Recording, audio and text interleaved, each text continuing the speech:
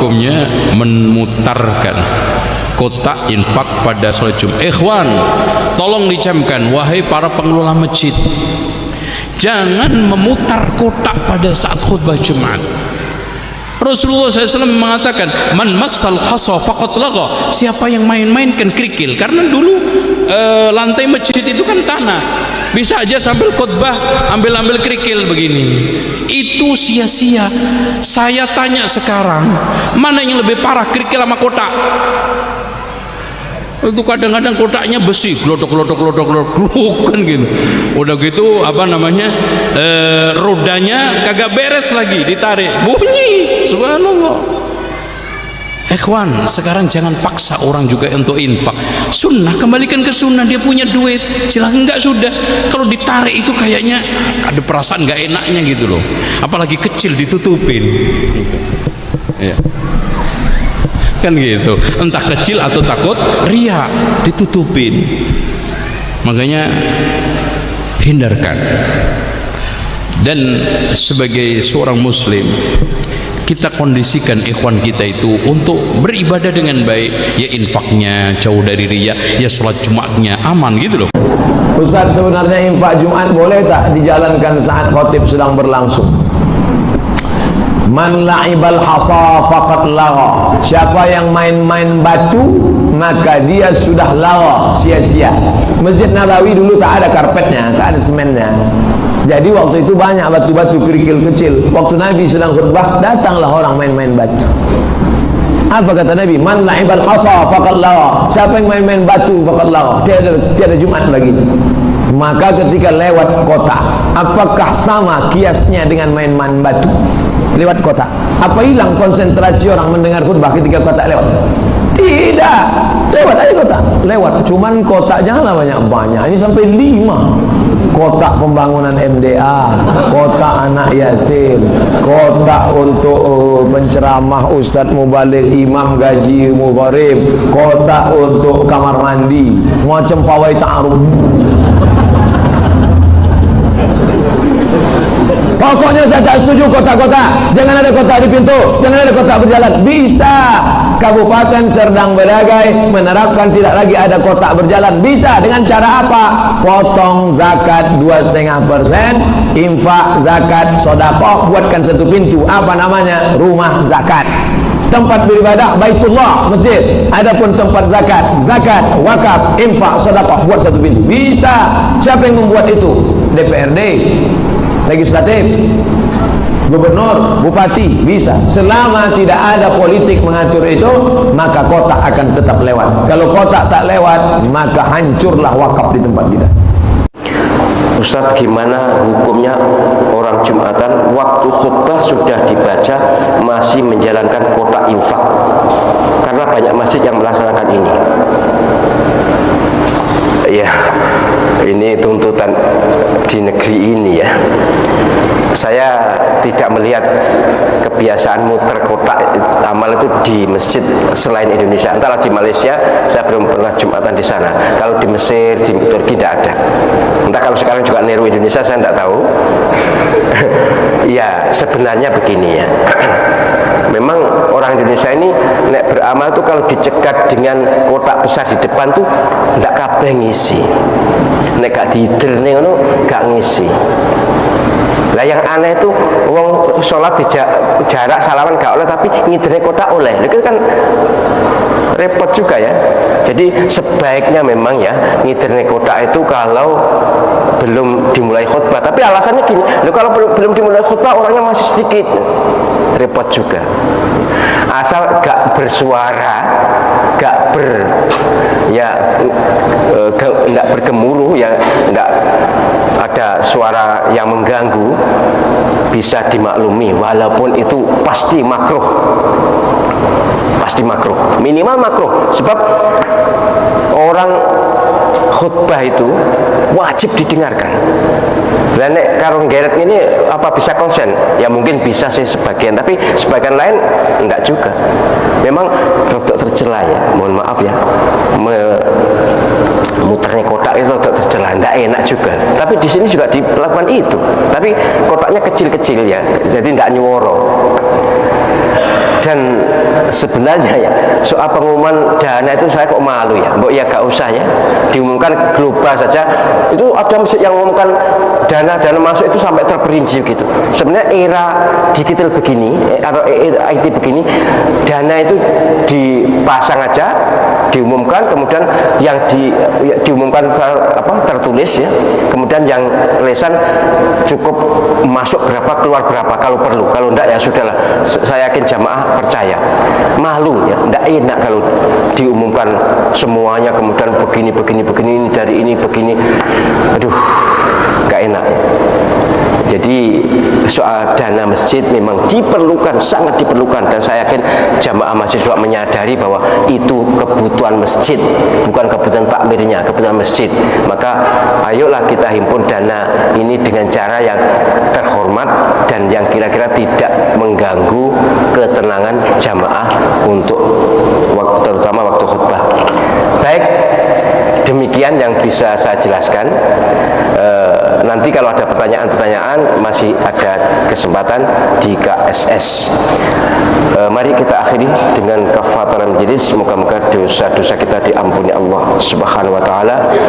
Bismillahirrahmanirrahim. Subhanakallahumma wa bihamdika asyhadu an la ilaha illa anta astaghfiruka wa atubu ilaik. Terima kasih. Mohon maaf. Assalamualaikum warahmatullahi wabarakatuh. Assalamualaikum warahmatullahi wabarakatuh. Waalaikumsalam warahmatullahi wabarakatuh. Buya Yahya yang sangat saya hormati, saya akan bertanya tentang keberadaan di masjid.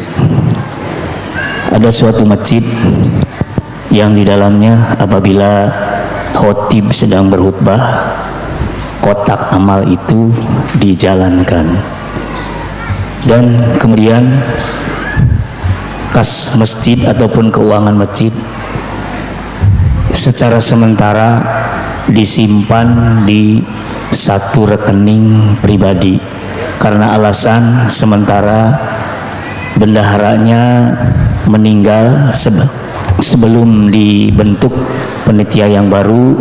Secara sementara rekeningnya disimpan di rekening pribadi.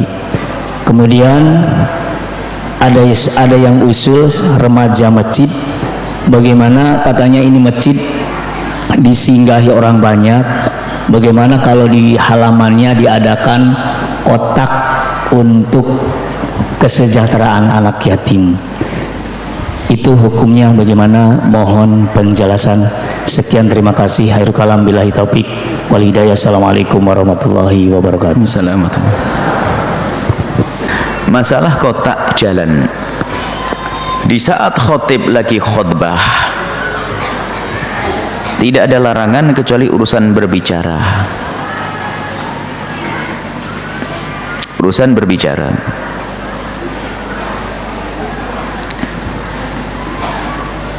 Dan di dalam urusan berbicara pun jumhur mengatakan bahasanya itu adalah haram. Dalam mazhab Imam Syafi'i adalah dianggap ini sebagai sesuatu yang tidak adab, tidak sampai haram. Dalam mazhab kita Imam Syafi'i tidak haram, tapi sebagian mengatakan menjadikan sebab hilangnya pahala. Jadi yang tidak diperkenankan adalah ngomong. Waktu khotib lagi berkhutbah jangan ngomong, biar khotibnya saja yang berbicara. Adapun selebihnya termasuk kotak amal berjalan bukan sesuatu yang dilarang. Akan tapi jika ternyata hal tersebut mengganggu kekhusyuan, maka ini babnya lain. Apalagi kotak amalnya pakai roda bunyi, nah ini berbahaya. Itu jadi kalau memang ternyata aman, dan kadang-kadang masya Allah di masjid itu kalau orang tidur tidak harus dibangunin loh ya. Jangan sok jadi juru dakwah deh, temennya lagi tidur biarin dia, wong dia mungkin kerja kerasnya, obat tidurnya adalah khotib Jumat, biarkan dia. Jadi memang ada obat biusnya itu. Jadi kalau duduk ada langsung tidur karena memang dia kerja sehari capek, dan tidak dosa yang demikian itu.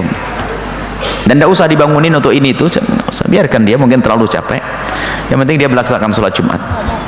Nah kadang-kadang kotak amal ini kalau mengganggu menjadi tidak diperkenankan karena hal baru, hal mengganggunya ini. Pada dasarnya kotak amal berjalan tidak ada masalah. asalkan tidak mengganggu. Kemudian kotak amal berjalan ini tidak tahu baik atau tidak baik. Bagi sebagian kaum biasa, nggak ada masalah, tapi kadang sebagian orang merasa tidak nyaman dengan kotak amal ini, dan mungkin secara kenyataannya tidak semua orang bawa duit. Bahkan mungkin tidak enak, ada orang yang belum biasa masuk ke masjid atau apa, orang ngasih masjid duit, saya tidak, malu deh saya, karena belum biasa ikhlas, jadi gara-gara tidak bisa ngasih duit lalu tidak nyaman. Makanya di majelis kita itu tidak ingin ada kotak amal berjalan.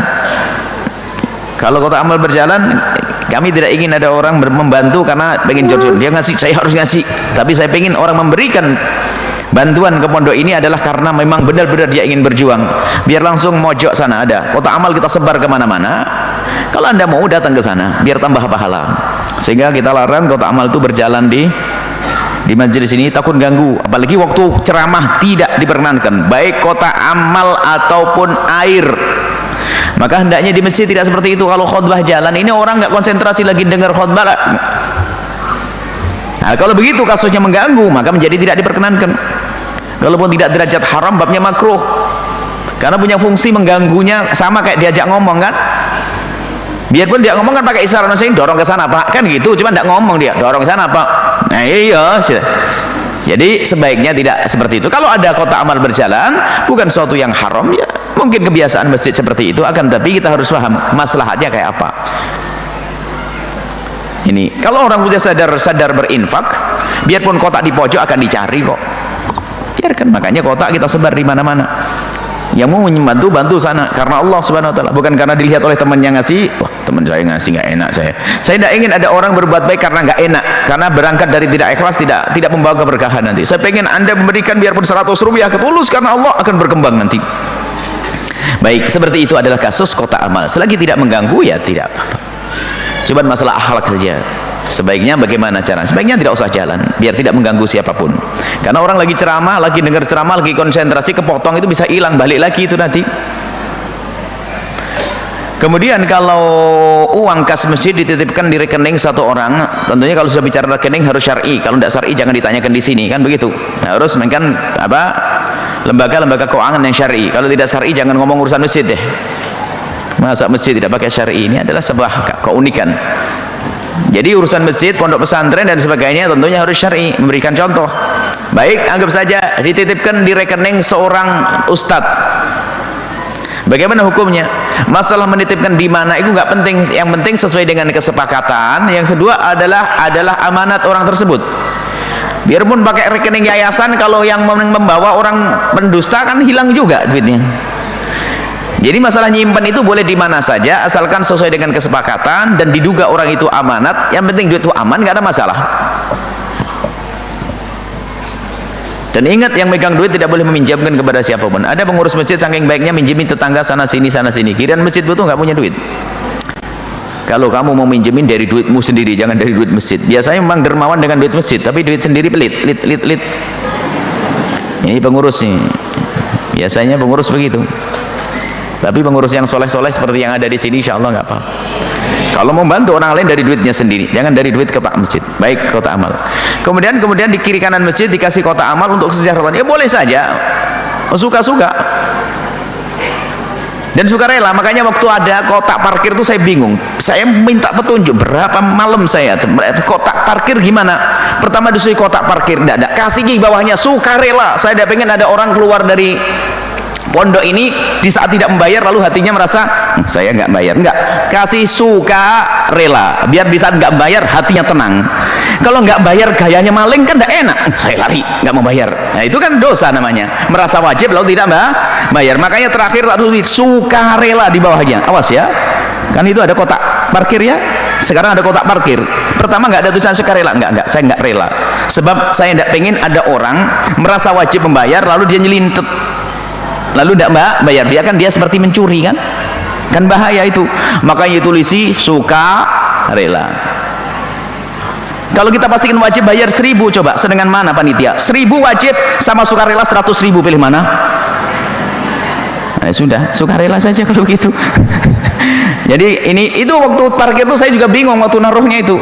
Pertama kan dikasih gambar ini bu ya, waduh ini saya tidak ingin ada orang hatinya menjadi jahat gara-gara menjauh dari kotak chat, biar tidak bayar. Soalnya kan lari, sebenarnya hatinya kan culas, tapi kalau sukarela ya tenang aja, biar bulan depan memang sukarela, saya nggak bayar nggak apa-apa, halal Anda nggak bayar nggak apa-apa, oh sukarela kok, makanya ditulis, ada tulisan sukarela kan bawahnya, kurang gede, yang gede sukarelanya, paham tim? Jangan sampai ada beban masuk sini. Saya tidak pengen ada orang parkir motor di sini, lalu di saat nggak bayar hatinya seperti punya utang. Enggak, Anda punya utang. Biar hati Anda lega, halal, iman Anda tetap terjaga, tidak biasa dengan mengambil haknya orang lain. Jadi Anda tidak bayar pun tidak dosa. Baik, itu saja. Kemudian ini boleh ya kotak amal diletakkan di kiri kanan masjid, tujuannya adalah untuk kesejahteraan masjid, boleh-boleh aja, tidak mengganggu, asalkan harus dipahamkan bahasanya itu tidak wajib. Wallahu a'lam bissawab.